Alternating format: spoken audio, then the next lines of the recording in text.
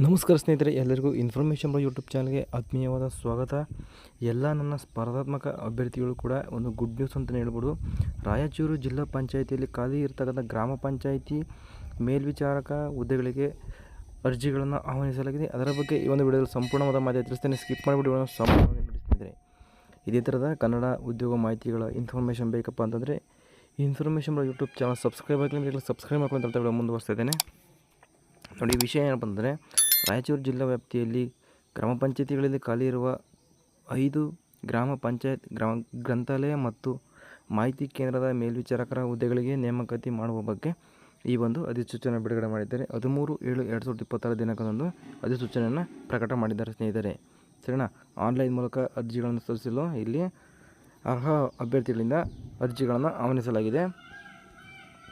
ನೋಡಿ, ಕೆಳಗಡೆ ಕೊಟ್ಟಿರ್ತಕ್ಕಂಥ ಮಾಹಿತಿ ಪ್ರಕಾರ ಗ್ರಾಮ ಪಂಚಾಯತಿಗಳಲ್ಲಿ ಖಾಲಿ ಇರುವ ಹುದ್ದೆಗಳ ವಿವರಗಳು. ಗ್ರಾಮ ಪಂಚಾಯತಿ ಗ್ರಂಥಾಲಯ ಮತ್ತು ಮಾಹಿತಿ ಕೇಂದ್ರಗಳ ಮೇಲ್ವಿಚಾರಕರ ಹುದ್ದೆ ಖಾಲಿವೆ. ಒಟ್ಟು ಖಾಲಿರ್ತಕ್ಕಂಥ ಹುದ್ದೆಗಳು 5 ಹುದ್ದೆಗಳಿಗೆ ಇಲ್ಲಿ ನೇಮಕಾತಿ ನೀಡುತ್ತಿದೆ ಸ್ನೇಹಿತರೆ. ಸರಿನಾ? ಹುದ್ದೆಗಳ ವರ್ಗೀಕರಣ ಬಗ್ಗೆ ಮಾಹಿತಿಯನ್ನು ಕೊಟ್ಟಿದ್ದಾರೆ ನೋಡಿ. ಇನ್ನು ಪರಿಶಿಷ್ಟ ಜಾತಿ ಅಭ್ಯರ್ಥಿಗಳಿಗೆ ಸಾಮಾನ್ಯ ಅಭ್ಯರ್ಥಿಗಳಲ್ಲಿ 2 ಹುದ್ದೆಗಳನ್ನು ಮೀಸಲಿಟ್ಟಿದ್ದಾರೆ. ಸಾಮಾನ್ಯ ವರ್ಗಕ್ಕೆ 1, ಇನ್ನು ಸಾಮಾನ್ಯ ವರ್ಗಕ್ಕೆ 2 ಹುದ್ದೆಗಳು. ಇನ್ನು ಪ್ರವರ್ಗ 2ಎಗೆ 2 ಹುದ್ದೆಗಳು ಖಾಲಿ ಇವೆ. 2ಬಿಗೆ 2 ಹುದ್ದೆಗಳು. ಒಟ್ಟು ಟೋಟಲ್ ಬಂದ್ಬಿಟ್ಟು 5 ಹುದ್ದೆಗಳು ಖಾಲಿಟ್ಟಿದ್ದಾರೆ ಸ್ನೇಹಿತರೆ. ಗ್ರಾಮ ಪಂಚಾಯತ್ ಖಾಲಿ ಇರುವ ಹುದ್ದೆಗಳು ಮತ್ತು ಅವುಗಳ ಮೀಸಲಾತಿ ನೋಡ್ಕೊಂಡು ಹೋದರೆ, ದೇವದುರ್ಗದಲ್ಲಿ ಮಸರಕಲ್ ಗ್ರಾಮ ಪಂಚಾಯಿತಿ ಖಾಲಿ ಇದೆ. ಮಾನವಿಯಲ್ಲಿ ಭೋಗಾವತಿಯಲ್ಲಿ ಖಾಲಿ ಇದೆ. ರಾಯಚೂರು ತಾಲೂಕಲ್ಲಿ ಮರ್ಚಟಾಳ ಖಾಲಿ ಇದೆ. ಸಿರವಾರದಲ್ಲಿ ಗಣದಿನ್ನಿಯಲ್ಲಿ ಖಾಲಿ ಇದೆ ಸ್ನೇಹಿತರೆ. ದೇವದುರ್ಗ ತಾಲೂಕಲ್ಲಿ ಚೇರಬಂಡಿಯಲ್ಲಿ ಖಾಲಿ ಇದೆ ಸ್ನೇಹಿತರೆ. ಸರಿನಾ? ಇನ್ನು ವೇತನದ ಬಗ್ಗೆ ಮಾಹಿತಿಯನ್ನು ಕೊಟ್ಟಿದ್ದಾರೆ ನೋಡಿ. ಗ್ರಾಮ ಪಂಚಾಯತ್ ಗ್ರಂಥಾಲಯ ಮತ್ತು ಮಾಹಿತಿ ಕೇಂದ್ರ ಮೇಲ್ವಿಚಾರಕರ ಸರ್ಕಾರವು ಕಾಲಕಾಲಕ್ಕೆ ನಿಗದಿಪಡಿಸುವ ಗೌರವ ಸಂಭಾವನೆ ಅರ್ಹರಾಗಿರುತ್ತಾರೆ ಅಂತ ಮಾಹಿತಿಯನ್ನು ಕೊಟ್ಟಿದ್ದಾರೆ. ಇಲ್ಲಿ ಎಷ್ಟು ಸ್ಯಾಲ್ರಿ ಅಂತ ಇಲ್ಲಿ ಮಾಹಿತಿಯನ್ನು ಕೊಟ್ಟಿಲ್ಲ ಸ್ನೇಹಿತರೆ. ಸರಿನಾ? ಅರ್ಜಿ ಸಲ್ಲಿಸುವ ದಿನಾಂಕಗಳು ನೋಡ್ತಾ ಹೋದರೆ, ಸ್ಟಾರ್ಟಿಂಗ್ ಡೇಟ್ ಬಂದುಬಿಟ್ಟು 15/7/2026 ಆಗಿರುತ್ತೆ. ಕೊನೆಯ ದಿನಾಂಕ ಬಂದುಬಿಟ್ಟು 29/7/2026 ಲಾಸ್ಟ್ ಡೇಟ್ ಆಗಿರುತ್ತೆ ಸ್ನೇಹಿತರೆ. ಅರ್ಜಿ ಶುಲ್ಕ ಸಾಮಾನ್ಯ ಅಭ್ಯರ್ಥಿಗಳಿಗೆ 500 ರೂಪಾಯಿ ಇರುತ್ತೆ.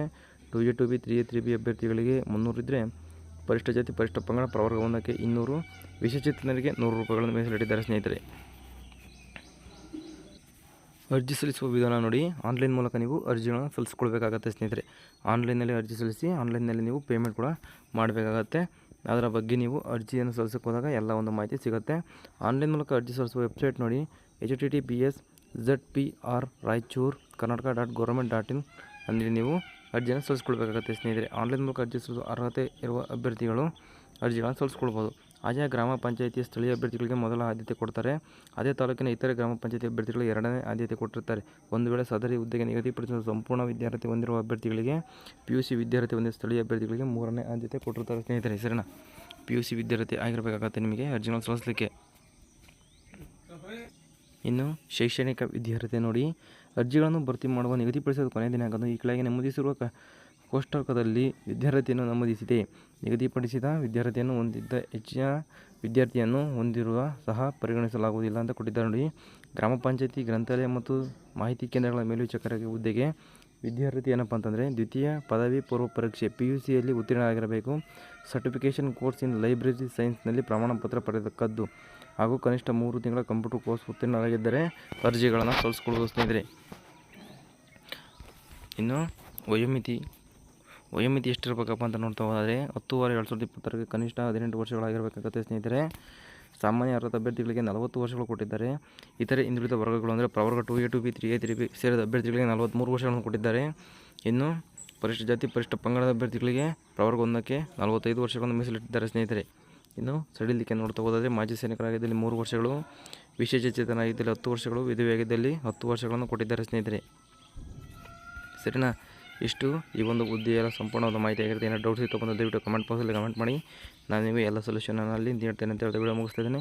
ಇದೇ ಥರದ ಕನ್ನಡ ಉದ್ಯೋಗ ಮಾಹಿತಿಗಳನ್ನು ತಿಳಿದು ಇನ್ಫಾರ್ಮೇಷನ್ ಯೂಟ್ಯೂಬ್ ಚಾನಲ್ ಸಬ್ಸ್ಕ್ರೈಬ್ ಆಗಿಲ್ಲ ಸಬ್ಸ್ಕ್ರೈಬ್ ಮಾಡ್ಕೊಳ್ಳಿ. ಈ ಒಂದು ವಿಡಿಯೋನ ನಿಮ್ಮ ಫ್ರೆಂಡ್ಸ್ ಮತ್ತು ಫ್ಯಾಮಿಲಿ ಯಾರಾದರೂ PUC ಪಾಸ್ ಆದಂಥ ಅಭ್ಯರ್ಥಿಗಳಿದ್ದರೆ ಅವರಿಗೂ ಕೂಡ ಈ ಒಂದು ವಿಡಿಯೋನ ಶೇರ್ ಮಾಡಿ. ಹಾಗೆ ವಿಡಿಯೋ ಇಷ್ಟ ಆದರೆ ಲೈಕ್ ಮಾಡಿ ಅಂತ ಹೇಳ್ತಾ ವಿಡಿಯೋ ಮುಗಿಸ್ತೇನೆ. ಸಿಗೋಣ ಮುಂದಿನ ವಿಡಿಯೋದಲ್ಲಿ. ಅಲ್ಲಿವರೆಗೂ ಬಾಯ್.